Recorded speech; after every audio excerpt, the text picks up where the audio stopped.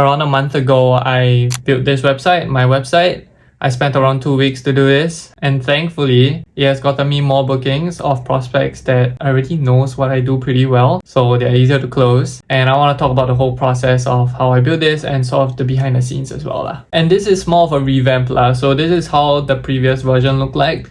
I think I spent quite a lot of time on this as well. At least I think I made this like around a year ago, so I've significantly improved in that sense. A few things that I wanted to change from this previous design was the hierarchy in terms of what I want people to see versus the other things. At every given section, at every given point of this whole screen, there should only be one very key thing that a viewer should focus on. That just helps with the readability and the whole visual flow. Like, I much prefer to scatter all my information and all the content throughout the whole page and make the page longer rather than cramp everything like at one section that fills up the whole screen. And second was the whole consistency in terms of the layout. Like, if you see here, there's like a 60% and 40% separation here, and then you see here suddenly splits to half and half. In good design, at least in what I practice a lot more now, is to have a design language that's consistent and repetitive. Now, I think there's a lot of bad connotations with the idea of repetitiveness, but I feel like, especially at the highest level, right, one of the best ways to keep people hooked and help them remember you is to have things that are consistent and have things that are repetitive. And the last one was just wanting to come off as more premium, and this just wasn't it. So from there, I got a lot more references. Some of this was from Pinterest, some of it was from Dribbble, and then I got some live inspiration, live sites from, I think these are live sites. Yeah, these are live sites from awards. And yeah, I started on the hero section first lah. I created a ton of versions for this lah. I mean, I spent 2 weeks doing this, right? So some of it are pretty similar, like it's just a change of text and stuff like that, but there was quite a huge progression in terms of how I wanted things to look like, because I knew I wanted it to be more breathless and short statements. But I think at the start, I took it to quite an extreme where it's all point forms. Like, it's all one word, right? Except for this text and this text. And I felt like the whole visual flow is a bit tough there, because you have to see here and then here or something like that.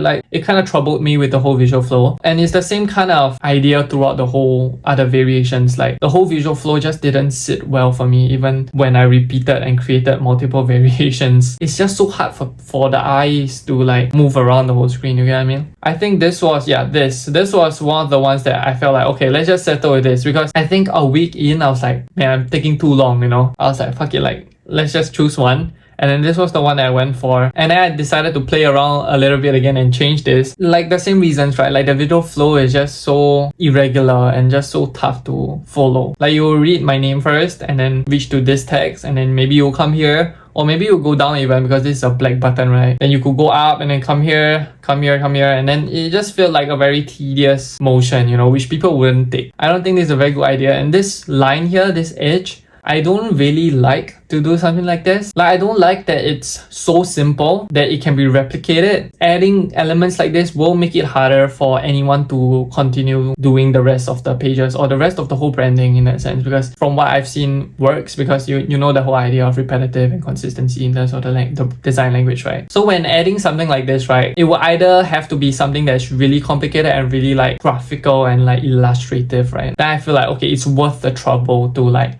include this at every given point. But for something this small, I felt like I could find something else to fill it up that could be just a text or an image, you know, like it doesn't have to be a weird element like this, you know. So I was like, yeah, this is not a great idea. And yeah, I mean, you see here, I created the responsive versions as well. And I come up with something like this next. This whole part just felt a bit too overwhelming. And that's how I came out with the final version, which is something like this, right? What works so well with this, the fastest way to scan through everything is to go through diagonally. So since I'm making this very big and most people would see this first, it will be natural for people to read like that. This makes sense. I was like, fuck it. Like 2 weeks in, I'm like, oh my god, like just fucking choose and settle with one, you know. And then the rest of the parts were pretty simple, because this is a revamp, right? So the previous version already had the specific sections and stuff like that, so I just gotta move a bit of the parts around, and then I figured on something like this. But one of the parts that was quite a struggle for me was this about section, because I knew I wanted to add a video. Since I produce a lot of videos on a daily, right, it'll be a great way to break the static motion in that sense. I can't say I'm absolutely in love with this, but I don't want to think too much about this anymore. Like, I was just so sick of this. So, and I just created some of the key parts in terms of what would be troublesome to shrink it down to the mobile version. So I just did a bit of that here. And these other notes are just for me to remember when I bring it to development on Framer. So if you haven't used Framer before, it's a pretty flexible development tool for websites that is very similar to Figma's interface. So yeah, these are some of the notes in terms of like the spacing, the max width, and these are some of the notes on the effects. To be honest, some of it didn't go through. I just thought it wasn't a great idea to create so much effects. Like this was just me dumping ideas. And the good thing about Framer is that it's so flexible, right? So even when I bring everything over to development, I can still make design decisions there. So yeah, this is the whole exploration phase, and then let's bring it over to Framer. I'm on Framer now, and you can see it's a bit weird because I have this black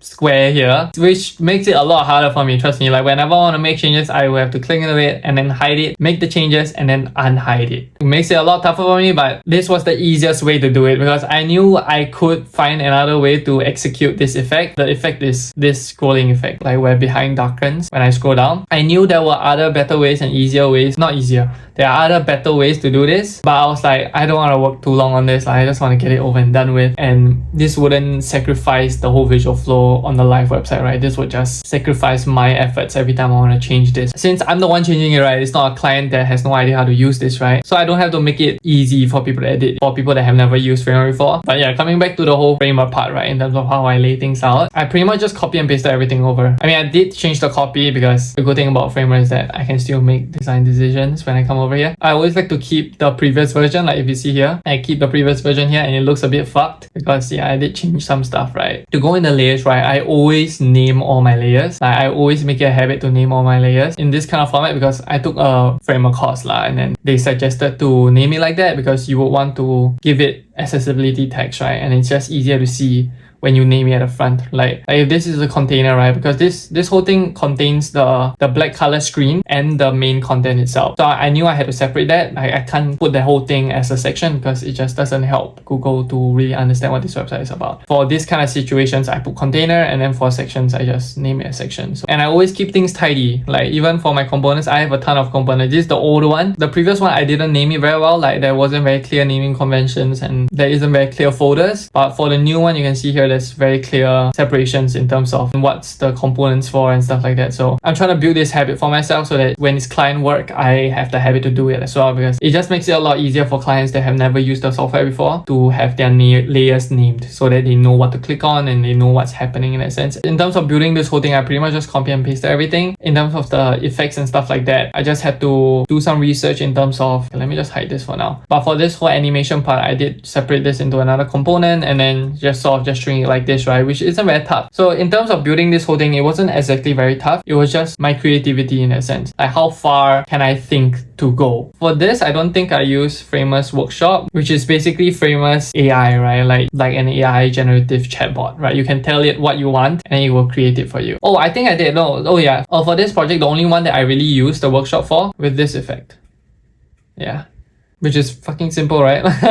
Like I honestly took like 2 or 3 prompts to create this. Yeah, that's pretty much the only one that I needed to use it. The rest was pretty simple. Like I just had to string things together and then... Okay, honestly, I thought I'll be talking a lot more in this video, but I guess there isn't really much to talk about. Like, it's pretty simple. I hope this gives you a better idea in terms of how I usually structure stuff and hopefully this helps you lah. So yeah, this is pretty much how I built this website. And okay, wait, I realized I said it was easy or it's not that tough quite a few times. I don't want to say it's difficult either, you know. It's not easy, but it's not difficult, you know. It is like a middle ground because Framer has made it very, very drag and droppy in that sense. But that's it to really understand how you can structure things in the best way possible for clients, like for people that has never used Framer before.